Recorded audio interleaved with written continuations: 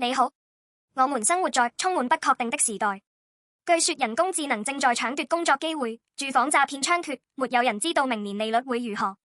在《列王紀下》第7章，撒瑪利亞的百姓因饑荒而痛苦不堪，絕望地掙扎，沒有明天的希望。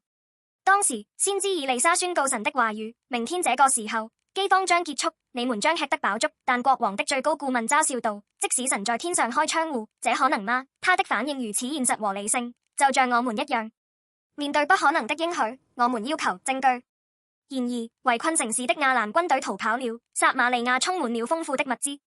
以利沙的預言，神的話語，加百分毫不差地應驗了。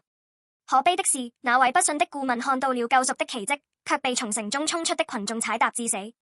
他的悲慘結局是因為他無法突破自己的思維框架，也無法信靠神的話語。那麼，今天神對我們的終極應許是什麼？聖經說，在耶穌基督裡，神所有的應許和預言都已成就。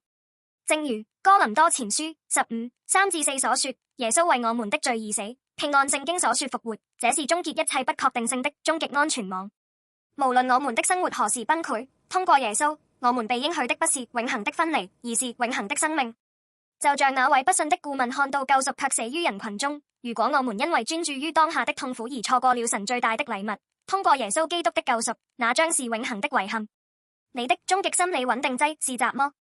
是你自己的力量、銀行賬戶，還是人物？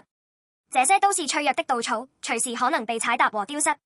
但當你信靠完全成就了神話語的耶穌基督的那一刻，你就被置於一個更大的計劃中。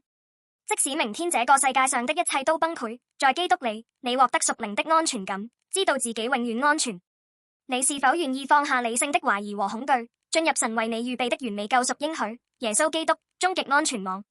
這是戰勝生活中所有不確定性的最現實、最有力的福音真理。